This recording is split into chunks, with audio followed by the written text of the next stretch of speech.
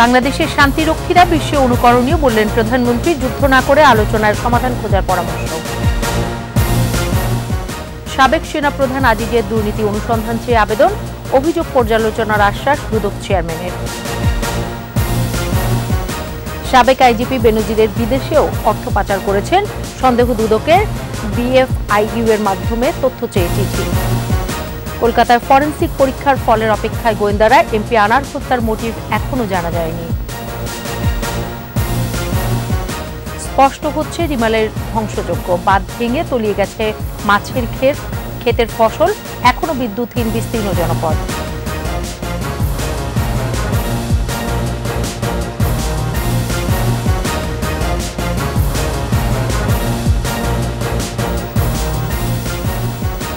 শুনছিলেন first security ইসলামী bank পিএলসির সংবাদ শিরোনাম। আমন্ত্রণ সন্ধ্যা ৭টার ২১ সংবাদে, সাথে আছি সোনিয়া স্নিগ্ধা। দর্শক, ২১ টেলিভিশনের সংবাদ একই সাথে সরাসরি দেখতে পাবেন আমাদের ফেসবুক পেজ www.facebook.com/2124 অনলাইনে। এছাড়াও সংবাদে আরও থাকছে, বিশ্বজুড়ে অতন্দ্র প্রহরী বাংলাদেশের শান্তিরক্ষী বাহিনী, অবিচল লক্ষ্য আত্মমানবতার সেবা।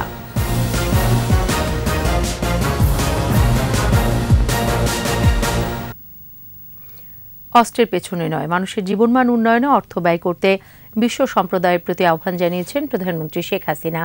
যুদ্ধ না করে আলোচনার মাধ্যমে সমস্যা সমাধানের পথ খুঁজতে বিশ্ব নেতাদের পরামর্শ দেন বঙ্গবন্ধু কন্যা। এ সময় বিশ্ব শান্তি প্রতিষ্ঠায় বাংলাদেশ এখন রোল মডেল বলেও মন্তব্য করেন সরকার প্রধান। রিপোর্ট প্রণব চক্রবর্তীর। যুদ্ধ ও প্রাকৃতিক দুর্যোগে বিপর্যস্ত অঞ্চলে শান্তি প্রতিষ্ঠা ও মানবিক সহায়তায় দীর্ঘ ৪ দশক ধরে জাতিসংঘ মিশনে কাজ করছে বাংলাদেশের শান্তিরক্ষী বাহিনী। বিশ্বের ৪৩টি দেশে ৬৩টি মিশন সফল করেছে দুর্জয় এই বাহিনী। শান্তি প্রতিষ্ঠায় নিবেদিত সৈনিকদের মধ্যে ১৬৮ জন প্রাণ হারিয়েছেন, আহত হয়েছেন ২ শতাধিক। জাতিসংঘ শান্তিরক্ষা মিশনে অংশগ্রহণকারীদের অসামান্য অবদান স্মরণেই আন্তর্জাতিক জাতিসংঘ শান্তিরক্ষী দিবস। রাজধানীর বঙ্গবন্ধু আন্তর্জাতিক সম্মেলন কেন্দ্রে দিবসটির আনুষ্ঠানিকতায় যোগ দেন প্রধানমন্ত্রী শেখ হাসিনা। ৩ জন আহত শান্তিরক্ষীকে সম্মাননা তুলে দেন বঙ্গবন্ধু কন্যা। বাংলাদেশের শান্তিরক্ষীদের গৌরবোজ্জ্বল ভূমিকা তুলে ধরে প্রধানমন্ত্রী বলেন, বিশ্বে শান্তি প্রতিষ্ঠায় বাংলাদেশ এখন রোল মডেল। এই অর্জনের পিছনে রয়েছে আমাদের সশস্ত্র বাহিনী ও পুলিশ বাহিনী, টেকসই পরিশ্রমী নিবেদিত প্রাণ সদস্যদের মহান আত্মত্যাগ ও অমূল্য অবদান। আমরা জাতিসংঘ শান্তিরক্ষা কার্যক্রমে বাংলাদেশের অংশগ্রহণে ৩৬ বছর উদযাপন করছি। চলমান যুদ্ধ পরিস্থিতি মানবজাতির কল্যাণ বয়ে আনছে না বলে স্মরণ করিয়ে দেন সরকার প্রধান। যারা অস্ত্র তৈরি এবং অস্ত্র প্রতিযোগিতায় এত অর্থ ব্যয় করছে, তাদের কাছে আমার আহ্বান, আমরা শান্তির কথা বলি কিন্তু সংঘাতে লিপ্ত হই কেন?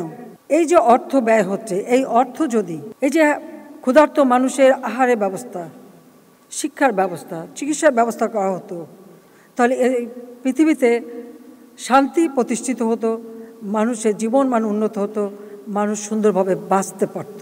যেখানে যাই এই একটা আহ্বানই জানাই, সংঘাত না, যদি কোনো সমস্যা থাকে আলোচনার মাধ্যমে সমাধান করা।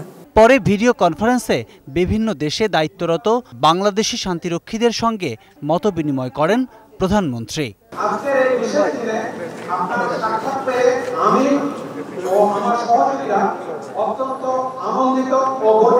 প্রণব চক্রবর্তী, ২১ টেলিভিশন, ঢাকা। সাবেক সেনাপ্রধান আজিজ আহমেদের বিরুদ্ধে দুর্নীতির অভিযোগ এড়িয়ে যাওয়ার কোনো সুযোগ নেই জানালেন দুর্নীতি দমন কমিশন দুদক চেয়ারম্যান মোহাম্মদ মঈনুদ্দিন আবদুল্লাহ। এর আগে সাবেক এই জেনারেলের দুর্নীতির অনুসন্ধান চেয়ে দুদকে অভিযোগ করেছেন সুপ্রিম কোর্টের আইনজীবী সালাউদ্দিন রিগান। তার করা আবেদনের প্রেক্ষিতে দুদক চেয়ারম্যান বলেন, সাবেক সেনাপ্রধান আজিজ আহমেদের বিরুদ্ধে অভিযোগ এসেছে, অভিযোগগুলো যাচাই বাছাই করে সত্যতা পেলে আমলে নিয়ে পদক্ষেপ নেওয়া হবে।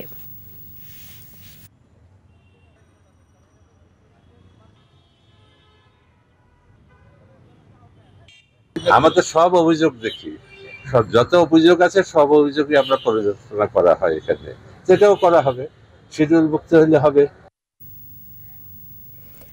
সাবেক আইজিপি বেনজির আহমেদ বিদেশেও অর্থ পাচার করেছেন বলে সন্দেহ করছে দুদক। যুক্তরাষ্ট্র, কানাডা ও সংযুক্ত আরব আমিরাতে বেনজিরের কি পরিমাণ সম্পদ রয়েছে তা জানতে বিএফআইইউ এর মাধ্যমে ওইসব দেশের কাছে তথ্য চেয়েছে সংস্থাটি। আর অনুসন্ধান চলমান রয়েছে জানিয়ে দুদক আইনজীবী বলেছেন, বিদেশের তথ্য পেলে পরবর্তী কার্যক্রম শুরু হবে। বিস্তারিত শাকের আরজুর রিপোর্টে। সম্প্রতি দেশের একটি জাতীয় দৈনিকে দাবি করা হয়, পুলিশের সাবেক আইজি ও র্যাবের সাবেক মহাপরিচালক বেনজির আহমেদের বিপুল পরিমাণ অবৈধ সম্পদের খোঁজ মিলেছে।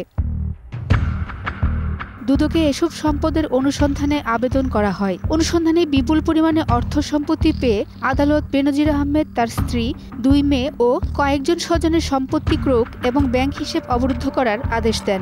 অপর এক আদেশে আরও 119টি স্থাবর অস্থাবর সম্পত্তি ক্রোকের নির্দেশ দেন আদালত। এরপর বেনজিরের 6টি বিও অ্যাকাউন্ট জব্দ করেছে পুঁজিবাজার নিয়ন্ত্রক সংস্থা বিএসইসি। দুদক বেনজিরের বিরুদ্ধে অনুসন্ধান চালালে একে একে বের হতে থাকে বিপুল অর্থবিত্তের তথ্য।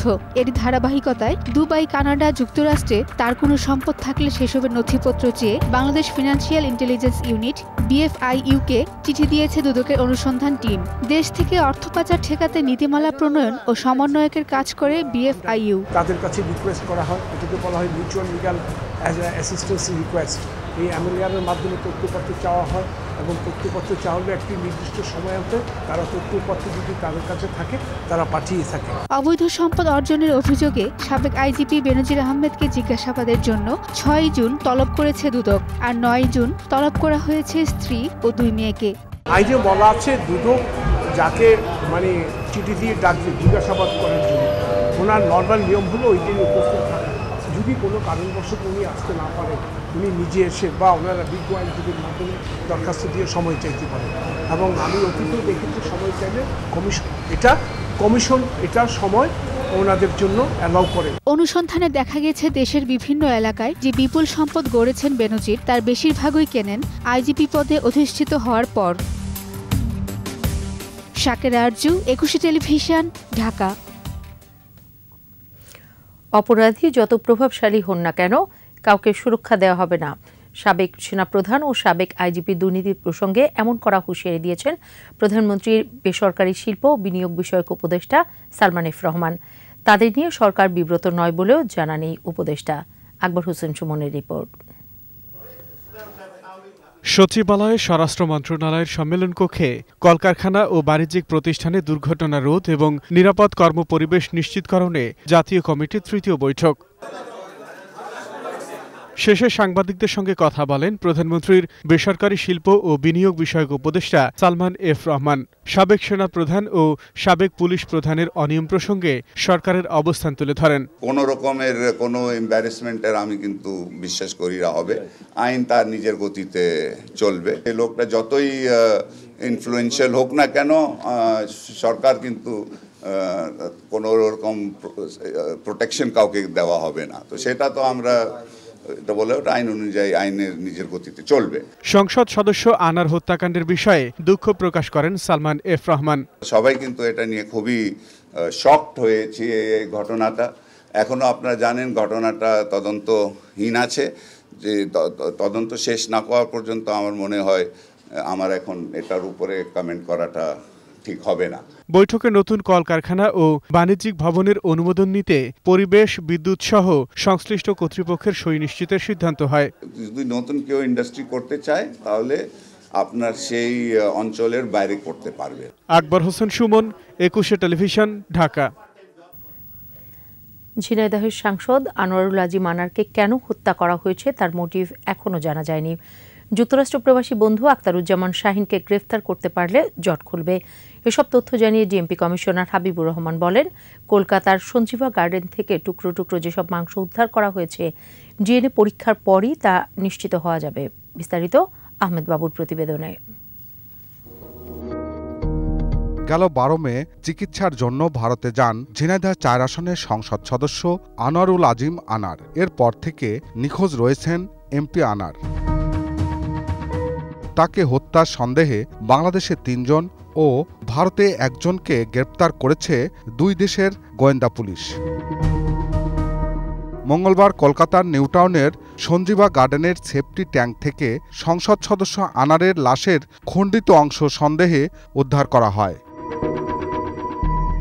ডিএমপি সদর দপ্তরে সাংবাদিকদের প্রশ্নের জবাবে ডিএমপি কমিশনার বলেন, এমপি আনার হত্যাকাণ্ডের পরিকল্পনাকারীকে দেশে ফেরাতে সর্বোচ্চ চেষ্টা করা হবে। সংসদ সদস্যকে কি কারণে হত্যা করা হয়েছে, অর্থাৎ হত্যার মোটিভ কি, এটি এখনো পর্যন্ত বাংলাদেশি পুলিশ কিংবা ইন্ডিয়ান পুলিশ কেউই উদ্ধার করতে পারেনি। এর মূল কারণ এটির যিনি ষড়যন্ত্রকারী, এটির যিনি পরিকল্পনাকারী, তিনি এখন দেশের বাইরে রয়েছেন, তাকে গ্রেপ্তার করা যায়নি বিধায়ী এটি এখনও কিছুই উদ্ধার করা যায়নি। তাকে গ্রেপ্তার করলেই কেবল এই হত্যার মোটিভ জানা সম্ভব হবে। হত্যাকাণ্ডে যারা জড়িত সবাইকে চিহ্নিত করা হয়েছে উল্লেখ করে ডিএমপি কমিশনার বলেন, ঘটনার সূত্রপাত দুই দেশে হওয়ায় যে কোনো দেশের আইনে বিচার হতে পারে। এই মুহূর্তে সেই ধরনের কোনো কন্ট্রাক্ট তাদের সাথে নেই, তারপরেও অন্য যে কোনো মাধ্যম বা কূটনৈতিক যে কোনো চ্যানেলে সর্বোচ্চ চেষ্টা এ বিষয়ে করা হবে।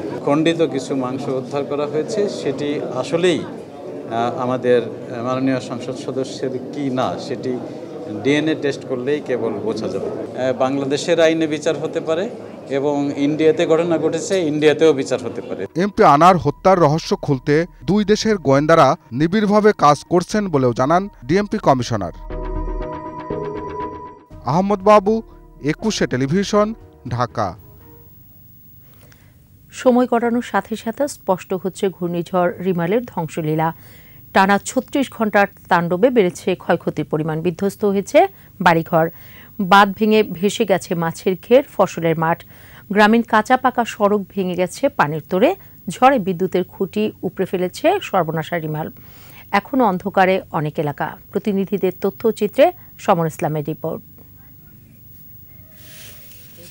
আক্রোশ মিটিয়েছে প্রবল ঘূর্ণিঝড় রিমাল, লণ্ডভণ্ড করে দিয়েছে হাজারো ঘরবাড়ি। সরকারি হিসেবে রিমালের তাণ্ডবে 1.5 লাখের বেশি বাড়িঘর সম্পূর্ণ ও আংশিকভাবে বিধ্বস্ত হয়েছে। ক্ষতির মুখে পড়েছে 37.5 লাখ মানুষ। সর্বনাশা রিমাল কেড়ে নিয়েছে 10টি প্রাণ। বহু জায়গায় বেড়িবাঁধ ভেঙে প্লাবিত হয়েছে বিস্তীর্ণ এলাকা। জলোচ্ছ্বাসে বিশ্ব ঐতিহ্য সুন্দরবন 10 থেকে 12 ফুট পানির নিচে তলিয়ে যাওয়ায় জীববৈচিত্র্যের ব্যাপক ক্ষতির আশঙ্কা করা হচ্ছে।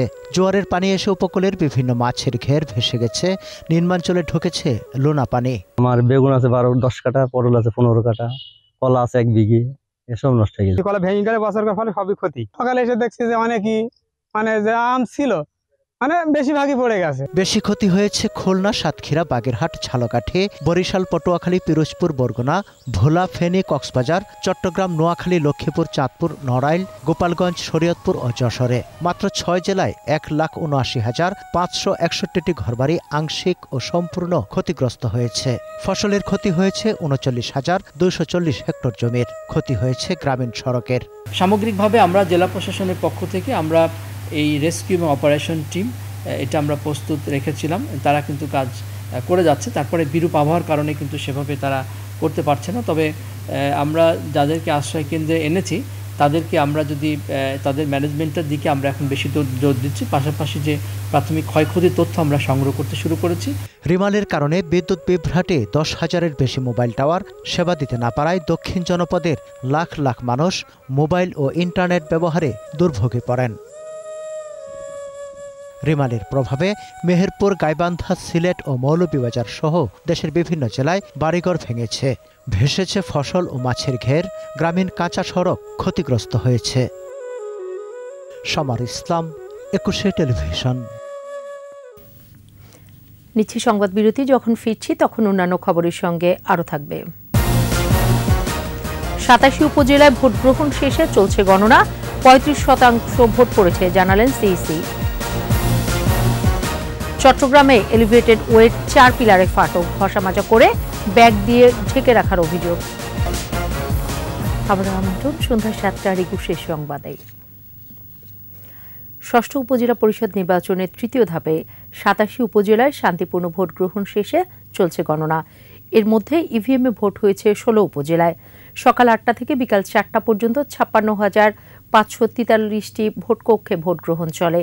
পরে সব কক্ষের ব্যালট পেপার এক করে কেন্দ্রে কেন্দ্রে শুরু হয় ভোট গণনা। আর ইভিএমে ভোট হওয়া উপজেলাগুলোর কেন্দ্রে কেন্দ্রে গণনা চলছে মেশিনে। গণনা শেষ হওয়া পর্যন্ত মাঠে থাকছে বিজিবি, পুলিশ সহ অন্য আইনশৃঙ্খলা বাহিনী।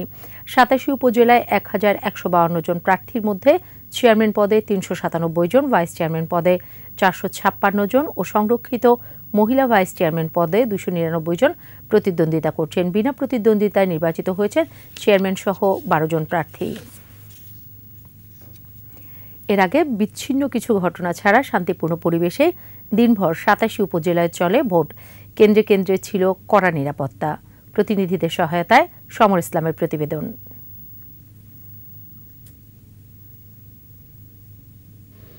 সকাল থেকে কেন্দ্রের বাইরে ভোটারদের অপেক্ষা। তৃতীয় দফার উপজেলা ভোটের শুরুতে উপস্থিতি কিছুটা কম হলেও বেলা বাড়ার সাথে সাথে বাড়তে থাকে উপস্থিতি।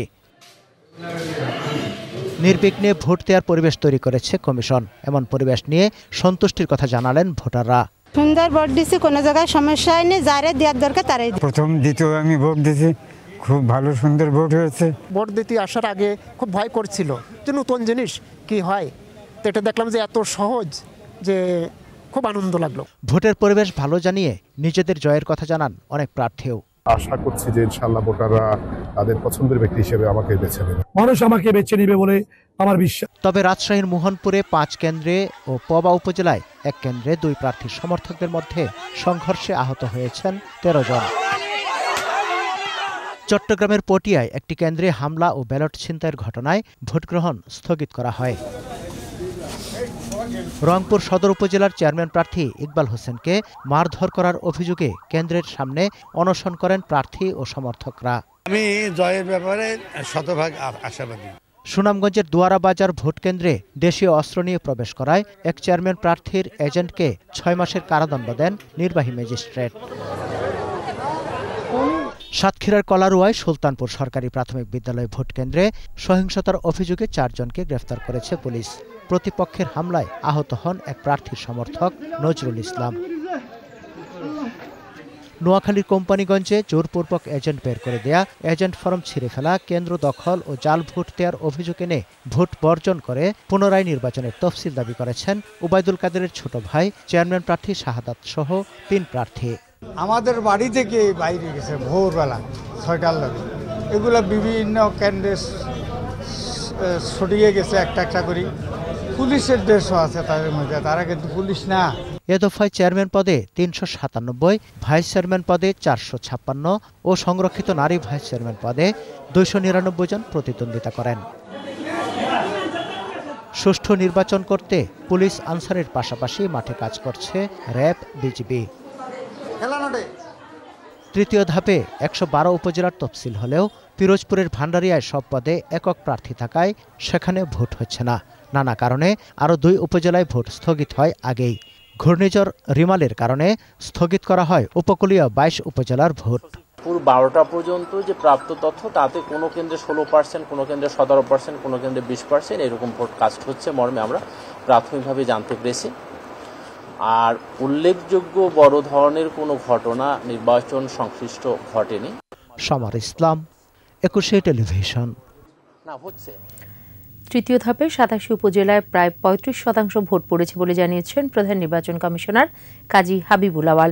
বুধবার বিকেলে ভোট গ্রহণ শেষে আনুষ্ঠানিক ব্রিফিংয়ে সিইসি বলেন, সীমিত পরিসরে কয়েকটি অপ্রীতিকর ঘটনা ছাড়া অবাধ, নিরপেক্ষ ও সুশৃঙ্খলভাবে নির্বাচন সম্পন্ন হয়েছে। আইনশৃঙ্খলা বাহিনীর তৎপরতায় নির্বাচন সফল হয়েছে বলেও জানান সিইসি। তৃতীয় ধাপে নির্বাচনে অনিয়মের অপরাধে একজন সহকারী প্রিজাইডিং অফিসার সহ কারচুপির অপরাধে ৩০ জনকে আটক করা হয়। ২ জনকে দেওয়া হয় তাৎক্ষণিক কারাদণ্ড।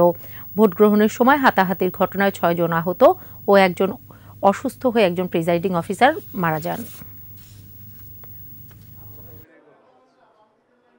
শুধু নির্বাহী প্রশাসন বা পুলিশ প্রশাসন নয়, ভোট গ্রহণকারী যে কর্মকর্তা কর্মচারীগণ ছিলেন তারাও যথেষ্ট পরিশ্রম করে দিনভর, রিটার্নিং অফিসার, ভোট গ্রহণকারী রিটার্নিং অফিসার সহ তারা পেশাদারিত্বের সাথে দায়িত্ব পালন করে আজকের যে নির্বাচন এটাকে সফলতা দিতে সক্ষম হয়েছেন।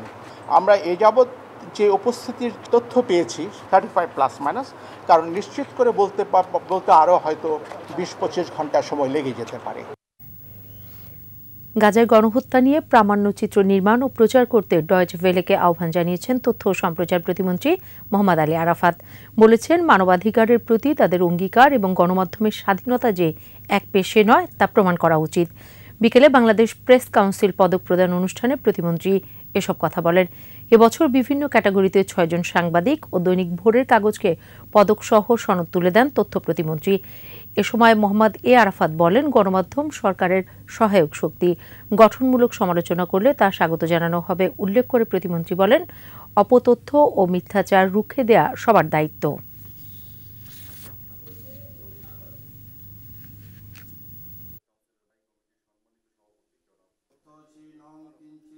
ডয়েচে ভেলে বা যে কোনো প্রতিষ্ঠান বা সংবাদ সংস্থা তারা যদি তাদের কোনো সৎ অঙ্গীকার থেকে মানবাধিকারের প্রতি তাদের কোনো সৎ অঙ্গীকার বা অনেস্ট কমিটমেন্ট থেকে কোনো কাজ করে, রিপোর্টিং করে, ডকুমেন্টারি করে, আমি সেগুলোকে অ্যাপ্রিসিয়েট করব, স্বাগত জানাবো। রাজধানীর ট্রাফিক সমস্যা নিরসনে আধুনিক database and analysis of road crash software উদ্বোধন করা হয়েছে। সকালে ডিএমপি সদর দপ্তরে সফটওয়্যারটি উদ্বোধন করে ডিএমপি কমিশনার হাবিবুর রহমান বলেন, জাইকার সহায়তায় এই প্রজেক্টে ট্রাফিক পুলিশ সদস্যদের জাপান সহ বিশ্বের বিভিন্ন দেশে ট্রেনিং দেওয়া হয়েছে। স্মার্ট ট্রাফিক ব্যবস্থা গড়ে তুলতে ডাটাবেজ সহায়ক হবে বলেও মনে করেন ডিএমপি কমিশনার। বলেন, ট্রাফিক জ্যাম ও দুর্ঘটনা রোধে অ্যানালগ পদ্ধতি ব্যবহার করে ট্রাফিক পুলিশ, তবে নতুন এই সফটওয়্যার সড়কে শৃঙ্খলা ফেরাতে কাজ করবে।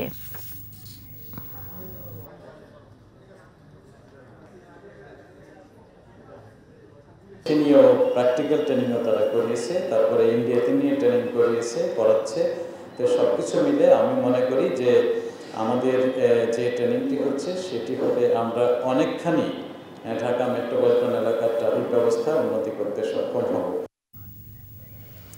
রাজধানী ইসলামপুরে গত 26 মে মা বুলিয়ান অ্যান্ড সিলভার জুয়েলার্সের 70 লাখ টাকা ছিনতাইকারী চক্রের 5 জনকে গ্রেফতার করেছে ডিএমপির গোয়েন্দা পুলিশ। সকালে সংবাদ সম্মেলনে মহানগর গোয়েন্দা পুলিশের লালবাগ বিভাগের অতিরিক্ত কমিশনার মশিউর রহমান বলেন, ডাকাতির ঘটনার মূল পরিকল্পনাকারী খোকন দাস। সিসিটিভির ফুটেজ বিশ্লেষণ করে চট্টগ্রাম সহ দেশের বিভিন্ন স্থান থেকে তাদেরকে গ্রেফতার করা হয়। সংবাদ সম্মেলনে আরও জানানো হয়, খোকন দাস ইসলামপুরে ছোটখাটো ব্যবসার আড়ালে কোথা থেকে টাকা লেনদেন করছে সেটির খোঁজ খবর রেখে ডাকাতদের নিয়ে এসে ঘটনা ঘটাত। গ্রেফতার 5 জনের বিরুদ্ধে দেশের বিভিন্ন থানায় একাধিক ডাকাতির মামলা রয়েছে বলেও জানায় ডিবি।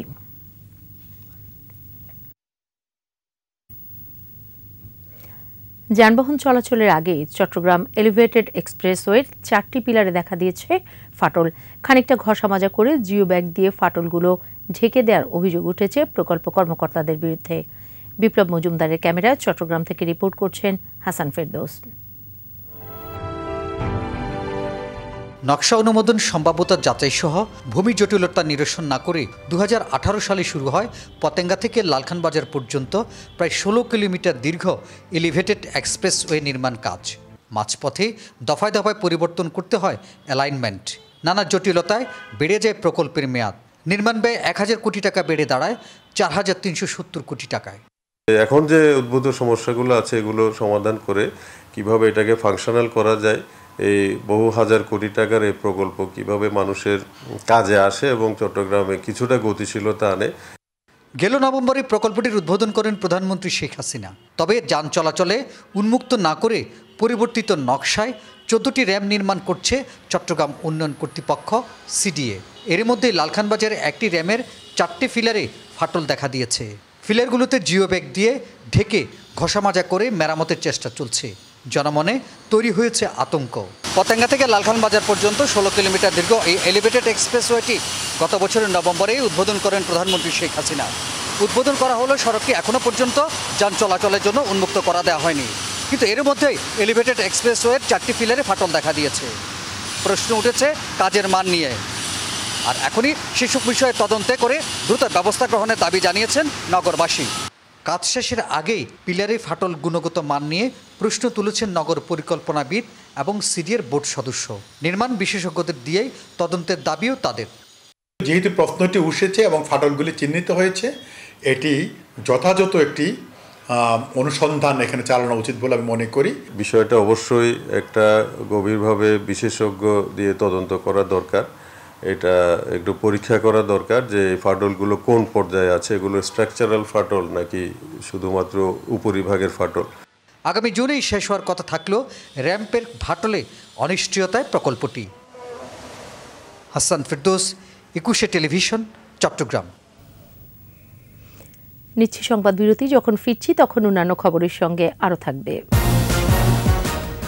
এবার রাফার কেন্দ্রস্থলের দখল নিয়েছে ইসরায়েলি বাহিনী, নিষেধাজ্ঞা দিতে পারে ইউরোপীয় ইউনিয়ন।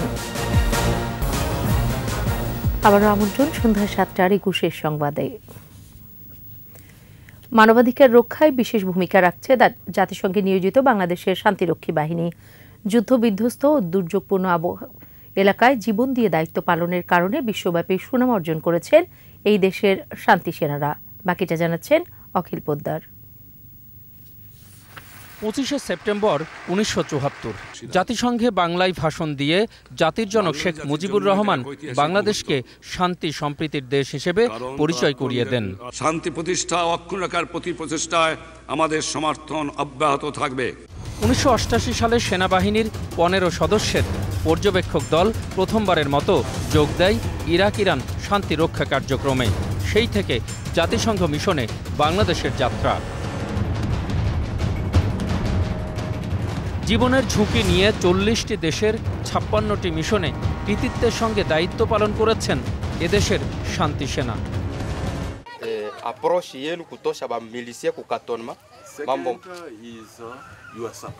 আমরা 34 বছরে 1,88,000-এর মতো আমরা পিসকিপিং ফোর্সেস পাঠিয়েছি এবং এর মধ্যে প্রায় 168 জন কিন্তু আমরা they have sacrifice to the highest, মানে মৃত্যু শহীদ বরণ করেছেন এবং এই প্রায় 247 জন ইনজুর্ড হয়েছে। মানবাধিকার রক্ষায় বাংলাদেশি সেনাদের প্রতিশ্রুতিবদ্ধ যুদ্ধ কৌশল বিশ্বজুড়েই প্রশংসিত। তাই সব প্রতিকূলতা উতরে শান্তি সেনারা ধরে রাখবে অর্জিত সুনাম। বাংলাদেশ আর্মি বিগত 36 বছরে প্রমাণ করেছে বেশ কয়েকটা বিষয় এবং এই বিষয়গুলোর মধ্যে প্রথমেই হলো বাংলাদেশ আর্মির প্রফেশনালিজম। এর মধ্যে আছে অর্গানাইজেশনাল যে এফেক্টিভনেস যেটা আছে, আমাদের যে চেইন অফ কমান্ড এইগুলো আছে, এইটাকে তারা প্রমাণ করেছে। বাংলাদেশ আর্মি প্রমাণ করেছে, বাংলাদেশ আর্ম ফোর্সেস প্রমাণ করেছে যে তারা হার্ড ওয়ার্কিং, ডেডিকেটেড, কমিটেড। তারা তাদের যে চিটাগং হিল ট্রেক্সে যে এক্সপিরিয়েন্স অথবা লিবারেশন আর্মির যে এক্সপিরিয়েন্স আমরা পেয়েছি বা আমাদের ইনস্টিটিউশনাল ট্রেনিং যেটা আমরা পেয়েছি, সেই ট্রেনিংয়ের মাধ্যমে আমরা প্রমাণ করেছি যে বাংলাদেশ আর্ম ফোর্সেস একটা indispensable forces in UN mission. আমাদের রিপ্রেজেন্টেশনটা হয়েছে বিকজ অফ আমাদের যে প্রফেশনালিজম, আমাদের যে ডেডিকেশন, হার্ড ওয়ার্কিং, সেজন্য হয়েছে in UN headquarter. At the same time আমাদের অনেক নাম করা ফোর্স কমান্ডাররা ছিলেন, ডেপুটি ফোর্স কমান্ডাররা ছিলেন। যদি আমাদের সেই রকম কোনো উদাহরণ থাকতো তাহলে আমাদের দেশ থেকে এরকম ফোর্স কমান্ডারও নিত না, ডেপুটি ফোর্স কমান্ডার নিত না, অথবা জাতিসংঘের হেডকোয়ার্টারে আমাদের স্টাফ অফিসারদেরকেও নিত না। অখিল পোদ্দার, 21 টেলিভিশন, ঢাকা। আর এরই সাথে শেষ করছি সন্ধ্যা 7:21 সংবাদ। যাবার আগে ফার্স্ট সিকিউরিটি ইসলামী ব্যাংক পিএলসি সংবাদ শিরোনামগুলো আরও একবার। বাংলাদেশের শান্তিরক্ষীরা বিশ্ব অনুকরণীয় বললেন প্রধানমন্ত্রী, যুদ্ধ না করে আলোচনায় সমাধান খোঁজার পরামর্শ। সাবেক সেনা প্রধান আজিজের দুর্নীতির অনুসন্ধান চেয়ে আবেদন, অভিযোগ পর্যালোচনার আশ্বাস দুদক চেয়ারম্যানের।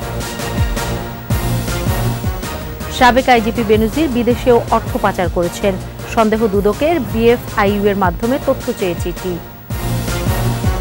কলকাতায় ফরেনসিক পরীক্ষার ফলের অপেক্ষায় গোয়েন্দারা, এমপি আনার হত্যার মোটিভ এখনো জানা যায়নি।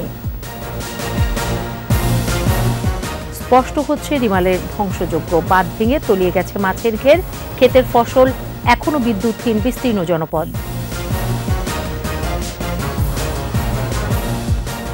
সর্বশেষ খবর জানতে ডায়াল করুন 2021 নম্বরে, আর ভিজিট করুন 21-tv.com ওয়েবসাইটে। এছাড়া ফেসবুকে ভিজিট করতে পারেন facebook.com/2124 অনলাইনে। পরের সংবাদ রাত 9টায় দেখার আমন্ত্রণ রইল।